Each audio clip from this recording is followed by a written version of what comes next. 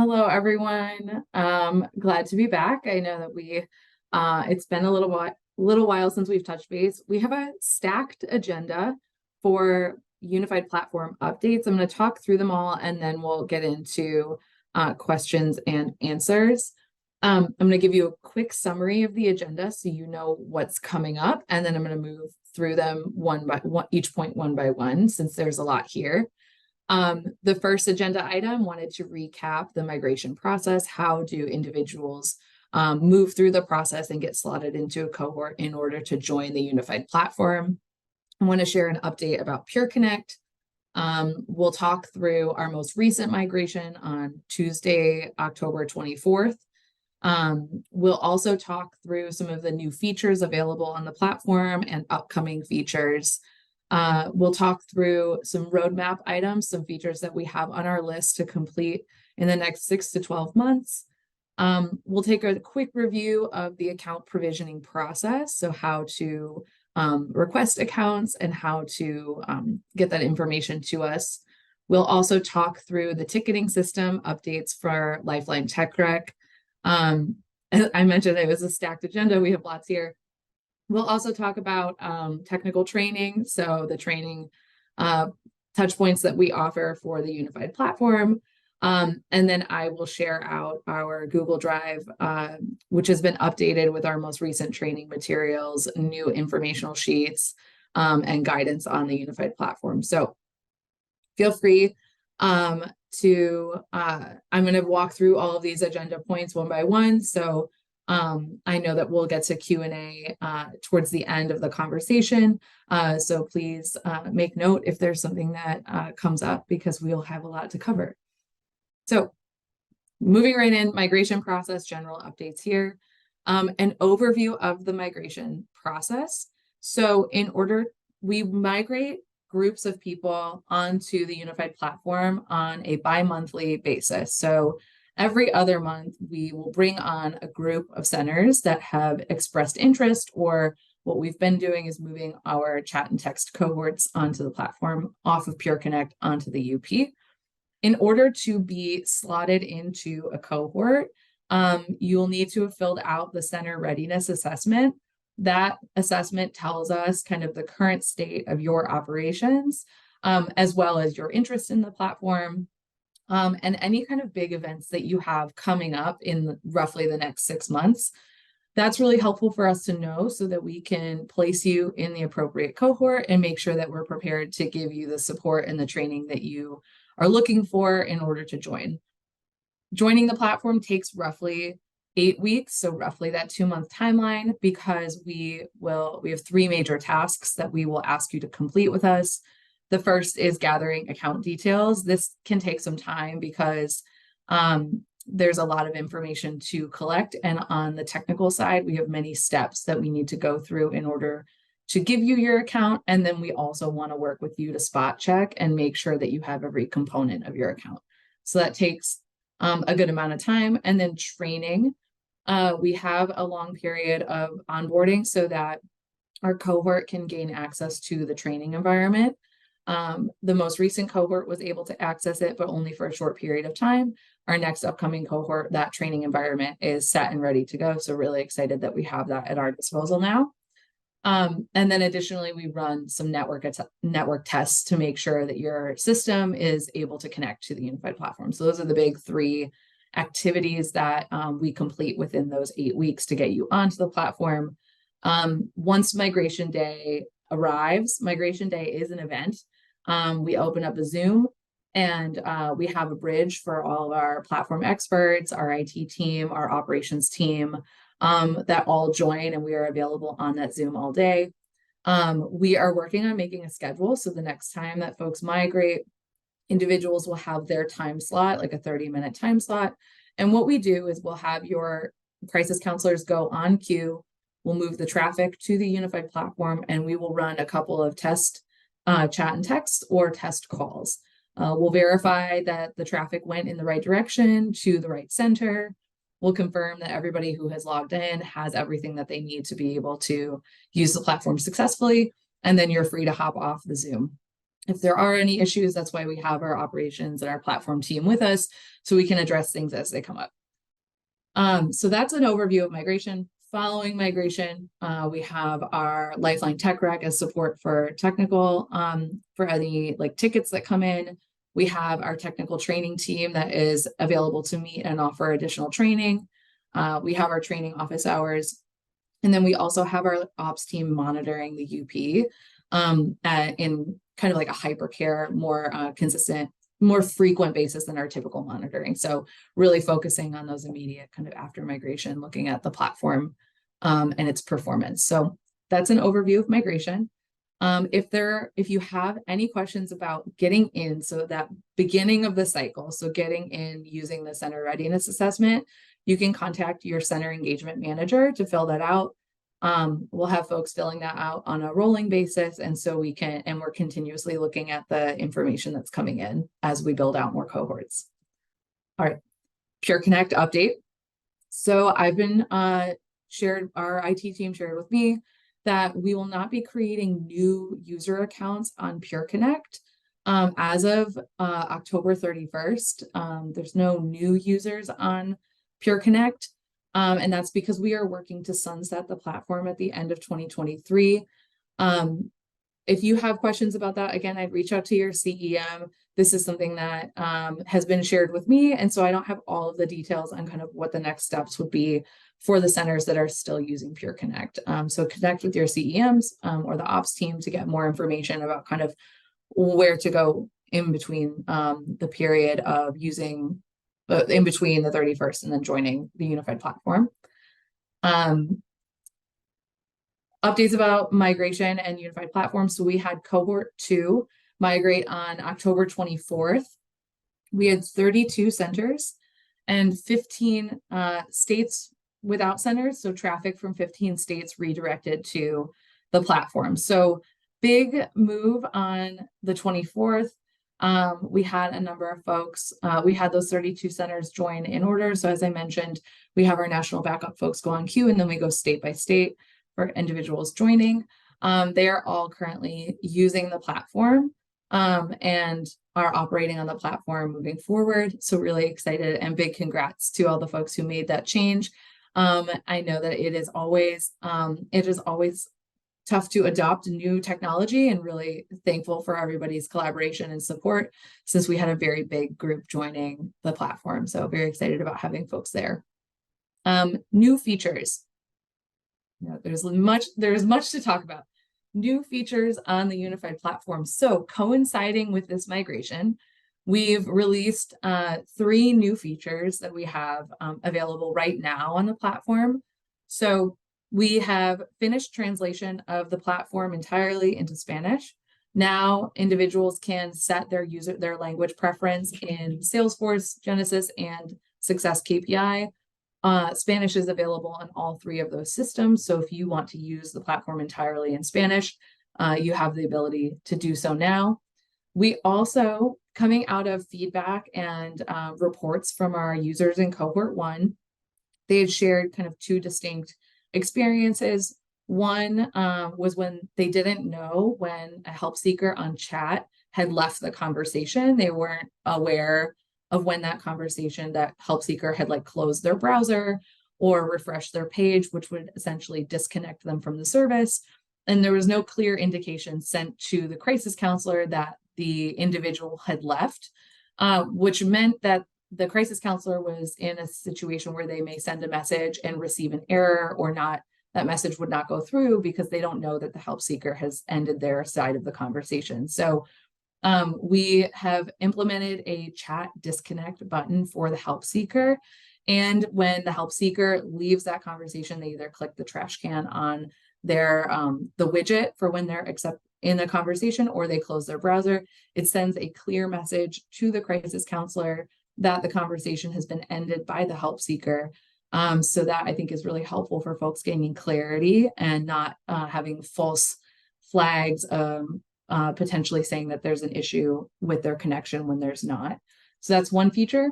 And then supervisor disconnect. So what we've been referring to as a supervisor disconnect, we've seen as well that when a chat and text is in its wrap up mode, which allows individuals to have access to their transcript. So we want to provide unlimited time for individuals to reference that transcript while they're filling out their contact record. To do that, individuals will stay, crisis counselors will stay in this like wrap up phase. It's kind of like a status that is set. You won't be routed new conversations when you're in wrap up. You're still able to see the transcript and you're able to fill out your contact record. However, we have seen that individuals will forget to submit their documentation and fully close out that connection, and then may log off for the day, which can cause issues because our system will still see them as working on a conversation and will not route them a new one, which can cause a problem the next time you log in, making it a little bit difficult to receive that conversation. We don't want to take away the ability to see that transcript and fill out your documentation. So instead, we've enabled supervisors to be able to close conversations on behalf of a crisis counselor. So if there is a conversation stuck in that after call work or that wrap up phase, the supervisor is able to disconnect that from their side. That means that you get the best of both worlds, in which supervisors can close out things that they know are complete, and that crisis counselors are still able to access that transcript for the entire time that they're completing that documentation. I will say we still recommend that you submit your wrap up within about 15 minutes after completing that conversation. You'll still have time to edit your contact record. You can still fill out the details of that contact record, but that we recommend closing out that transcript within roughly 15 minutes so that you can move on to the next conversation. Account provisioning. Account provisioning is a hot topic. So I know that requesting new accounts and staff turnover as centers are building up their capacity, are requesting new accounts on the unified platform, and it can be a little bit of a challenge to make sure that we're getting all of those accounts going. One thing I will ask from the group is that we have a process in which we'll ask centers to download a template, fill out all the information for the users that they're requesting accounts for, and then submit that to Lifeline Tech Rec. If you could include as many users in that initial request as possible, that's going to really help us move things along at a much faster pace. Our team often does bulk imports and bulk uploads. And so having everybody from one single center in one spreadsheet is really helpful for us. So if you know in advance that you're hiring a group, you can submit that request with all of those individuals and have all of those accounts created. I will move into Lifeline Tech Rec and the ticketing process. I just want to acknowledge that I know that the ticketing response time is not ideal, and that we're not getting to tickets at the pace that we would like to. And we're not getting to tickets as quickly or communicating effectively about tickets in progress. And so I know that this has been a pain point generally, and by going through the process of migrating individuals to the unified platform, we're seeing an increase in tickets to help understand the platform or request accounts and account changes. And so we know that that is creating a higher number of tickets coming into the system. What we are doing to address that is we have built in an ops layer for triage. So our ops monitors, who are working on the 24/7 cycle, so they're working on shifts across the 24/7 cycle, they are going to be spending roughly 2 hours per their shift reviewing tickets, providing communication, status updates to individuals, and helping to gather the information that's needed for our IT team to take action. So they'll be in there on a consistent basis around the clock, being able to provide that communication and get that information for our teams. Another thing that we are doing is we're hiring up. So on Monday, we're having our kickoff meeting to get our additional support for IT trained up and prepared to manage tickets. That would be their whole job. And we're also meeting 3 times a week. So myself and leadership are meeting 3 times a week to talk through and monitor the progress in our responsiveness to tickets. We're also going to be tracking kind of what issues are coming up, what are people experiencing, and building out more support and strategies around the types of tickets that come in. So from there, that's our current plan to get started on being able to move through these tickets. We know we've been in communication with SAMHSA about how this has been a problem, and we're going to be sharing more information about our approach moving forward. And so wanted to just acknowledge that space here. We'll be sending out a communication to our centers, just detailing the things that we are doing to make sure that we are moving the needle on this, and so that we're being held accountable to addressing this issue. And additionally, we're going to share some best practices around using the unified platform itself. I will say one of the things, and I know I sound a little bit like a broken record for my folks who have migrated, one of the things we see consistently is pop-up blockers. Initially, when folks go through the setup process, they'll disable pop-up blockers, which is what we need in order to support the unified platform. For some folks, if they reset their browser or relaunch their browser, or have any kind of reset, those pop-up blockers will come back on and create a problem for them. So I would say 9 times out of 10, just check to see if your pop-up blocker is active. It may surprise you. It may be active when you didn't realize it. And that's something that I would say has solved like a good 90% of our issues that have come in. So I'm just going to throw that out there. We'll include additional steps for just kind of best practices, things that you should check before submitting a tech ticket. And then once you submit a tech ticket, kind of what is the information we need so we can move really quickly on it. I promise, last item, roadmap. Some of the things that I'm hearing from folks and some of the things that we're excited to launch as part of the unified platform. So we have coming down the line outbound SMS. I've been sharing updates about outbound for a little while. We are in final rounds of testing for outbound SMS. One of the exciting things that we've built into the process for outbound SMS is that we have the same inactivity timers that we use for incoming messages slightly adapted for outbound conversations. And so making sure that those are working on at the rate that we would expect and have the language that we that has been reviewed by our clinical team is our top priority for being able to close out testing. So very excited about that feature coming down the road. And then I'm currently working with our leadership team to scope out a longer roadmap. All right. I will include as well a link to our Google Drive where I have housed all of this information that I just talked about. So our account provisioning process, details on migration, current state of the platform, all of our training materials, all of those materials, our info sheets, training materials, policies, they're all available on that Google Drive for you to reference at any point. You don't need to be in a migration cycle to be able to walk through that training or watch those videos. So feel free to take a look there and kind of gather some information and help formulate some questions. And I believe I have covered everything on my list. So thank you so much for your patience as I share a lot of information with y'all. Awesome. Thank you so much, Melanie. That was a lot, but you ran through it nice and smoothly, which is much appreciated. So let's transition here. Let's take some opportunity to answer some questions that are already populating in the chat. To start us off, from Rosanna, first question is, should crisis counselors access the unified platform through Google Chrome or Edge? What's the recommendation there? That's a good question.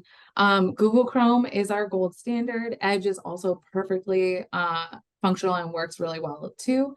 I would just caveat, don't use incognito mode. Incognito mode may create some challenges using Salesforce. So just want to put that out there. Great. Next question. Is the process the same for centers who will be adding text and chat as a service? We will continue to use iCarol for phone calls, but want to expand to text and chat by the end of April 24.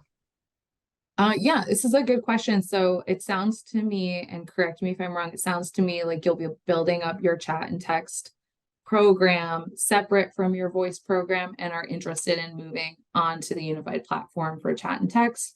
That would be great. We can absolutely accommodate that. And being in April, that's perfect because we haven't scoped out who will be in those cohorts in the spring just yet.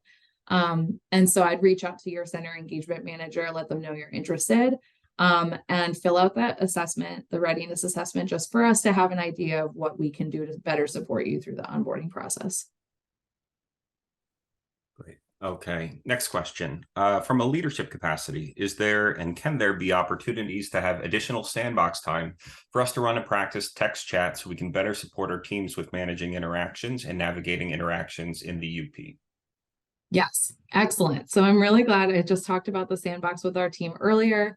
We're building out additional time to register for using the sandbox. So we want folks to sign up, make sure that they have a specific dedicated slot for themselves to use the sandbox. We're expanding that schedule outside of our cohort migration. So that would be available for folks to sign up, even if you're not currently onboarding. Either you've already onboarded and have additional staff that need training up, or you know that your migration date is a little bit down the road. So we're going to open that up for folks. I'm just waiting for the schedule from our team. Great. All right. So this one is a multi-parter. Will the training documents have answers to the following questions? 1, how do I access interaction trackers as a supervisor? How do I look up notes in the unified platform as a supervisor? And how can I see the amount of inbound context from a number IP? Yes, our Genesis training, the supervisor dashboard training, is where you're going to get the answers to all of those questions. They'll show you how to move through the performance workspace, which is where you can monitor interactions as well as search previous interactions, either from an IP, from an IP or from a phone number, to be able to find that information. I'll just say, how do you look up notes in the UP as a supervisor? If you're looking for crisis counselor notes, you'd go into the crisis counselor space in Salesforce to gather that information. All right, great. Let's see. Okay, those are the questions that we have so far. We have plenty of time though, so if there are any follow-up questions to the ones already answered or new questions, now's your opportunity. Let us know. What are you thinking? What's your feedback? What questions do you have? All right, question. Not sure if this is the right place, but are there any updates on geolocation? That's a good question. That's more of a network-wide change. And so I don't have the most up-to-date information on conversations there. Okay. For QA specialists, is there any specific resource or guide to the filter section in the interaction page? We're still unsure of what many of the filters mean. Yes, we have an info sheet in our Google Drive on how to access transcripts. So if you're looking to, I assume as a QA specialist that you're looking to access transcripts, that will detail kind of how to get to the transcript that you're looking for. Also feel free to join the training office hours. They're held every Friday, I believe at 2 p.m. So right after this, and you can work one-on-one with an individual to kind of gather more information and walk through those things. Yes, I see that there's a question to share the training materials. Absolutely. They're in a Google Drive. So if your organization is not able to access Google Drive, please reach out to UP Info. We can download those materials and send you the PDF version or the MP4. So. All right, let's see. We were notified on October 24th that we're going to be migrating by the end of the year, but haven't heard any more about any actual date. Do you know when the next migration date is scheduled for? Yes, the next one is scheduled for December 12th. And so we'll reach out next week with more information about the plans there. Okay. Will there be a training demo video or training mode? So right now we have all of our training from cohort 2. So the most recent cohort has been uploaded to the Google Drive. There's videos for supervisors, for crisis counselors, and for reporting. Feel free to access whichever ones you're interested in looking at, even if it's not necessarily your role. We also have a video on our most recent release and a preview of how outbound SMS will work, so that you can get an idea of how those operate. Training mode, I would say that would be the training sandbox. So where you can register for time to work in our sandbox platform. The sandbox platform is you would receive a generic account and you're assigned to a general center. It's like training center 1. And you can practice picking up interactions, moving through the contact record, and closing things out. Yes, Next one. Yep. Melanie's going to share the link again. no problem. While we're waiting for any other questions to come through, just as a helpful tip, of course, we'll always try to answer any questions that we can, even if they're not related to the unified platform. But if there are questions that we don't have answers to, for instance, information on the geolocation effort, that is always something that you can direct toward your center engagement manager, who will be able to connect you to the right folks who can give you support for any questions that you may have, especially those that we can't answer here at this time. Okay, next question. Will there be any option in the future for age being unknown or NA instead of having to put in a 0 as the age? We're wondering how this demo info may skew data. That's a good question. I will need to defer to our data science team on how they run the analysis there, since I also want to make sure that I'm not introducing new challenges for them. Okay, so more on that in the future. Next question. When a chatter is getting automatic messages about not responding, does the system send a message stating they can always call back and services are available 24/7? That's a good question. I don't have the exact verbiage at the top of my head, but there are 2 automatic messages that go out. One is at 7 minutes, asking the individual or giving the individual the option to stay connected. So letting them know that if they would like to continue staying connected, they can say yes to that conversation. And then one is at the 12-minute mark, so roughly 5 minutes after. I believe our clinical team would have the verbiage at the top of mind for whether or not it explicitly states that services are available 24/7. Great. Okay, next question. Will the time be in seconds only in the reports? I think I need a little bit more context to understand the question. Can you tell me, Gregory, what reports you're referring to? And when you say the time will be in seconds, is that a preference or is that a change that you're requesting? Okay. We'll want to give Gregory some time to expand on his question. So moving forward to the next one. What is the plan and or timeline for incorporating workforce management functions into the platform? Currently, our staff are logging onto Interaction Connect to see their scheduled breaks, but then logging out and into the unified platform to work their shift. I apologize, my internet just cut out for a minute.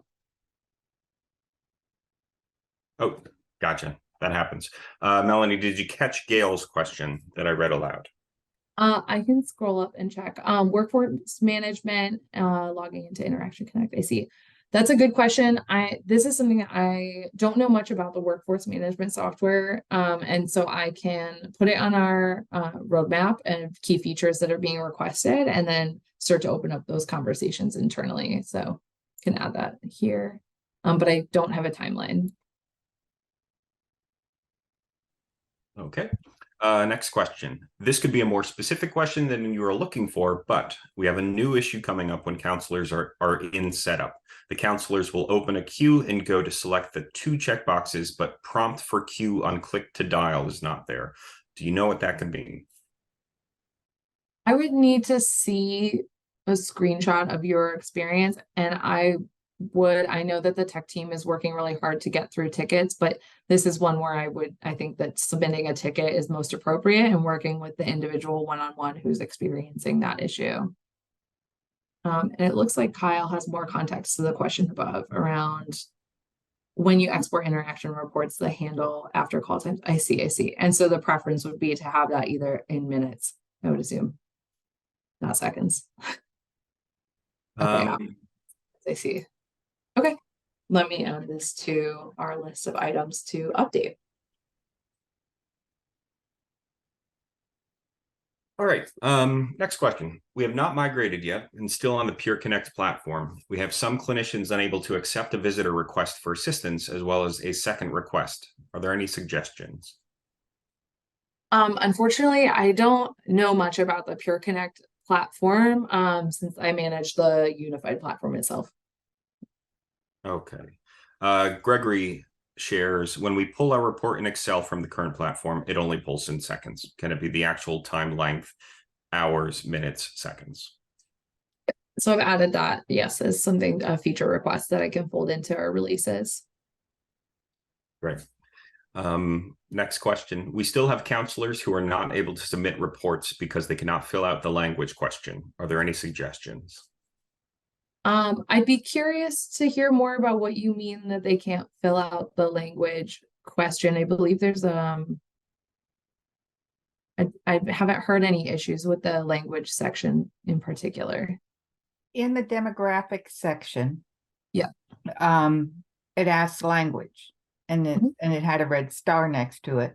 And I thought this was going to be fixed, but somebody had a problem last night. So if they don't put anything in there because it's English, Yep. then it says it can't be submitted because they have incomplete documentation. The workaround has been to mark, yes, a translator was used, and then check English. But that's not really good. That's not a good, or an interpreter was used, but that's not a good solution. Are you saying that English is not an option in the drop-down menu for the language type? The only way you get the drop-down menu is if you say, yes, you used an interpreter. Okay. Gotcha. Okay, so that just seems like that's a bug in our system. I can reach out to Coastal about this. Okay, we have a few more minutes left, about 4 more minutes left, because I'd love to be able to give folks 15 minutes back before the next meeting, the next thing at the top of the next hour. So ask your questions. Any follow-up, any more clarification we can provide? And I also open the floor. If it's easier to say it rather than type it, I recognize that it's usually faster just to say what the question is. That's an option too. Okay. I'll take this opportunity then. I think we're in a good place to close ourselves out. As a reminder, well, first, thank you, Melanie, for all of the information that you're able to share. As a reminder, this is recorded, so if you weren't able to catch any part of this, you can find the recording on the Network Resource Center and or the Lifeline closed Facebook group for contact centers.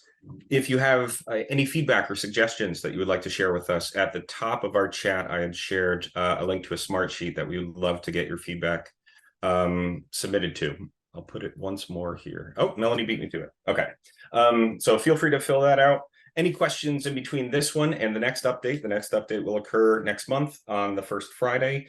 Feel free to reach out to us by way of your center engagement managers or the email addresses that we shared earlier. But beyond that, I hope everyone has a great afternoon and thank you all for joining us for this month's update.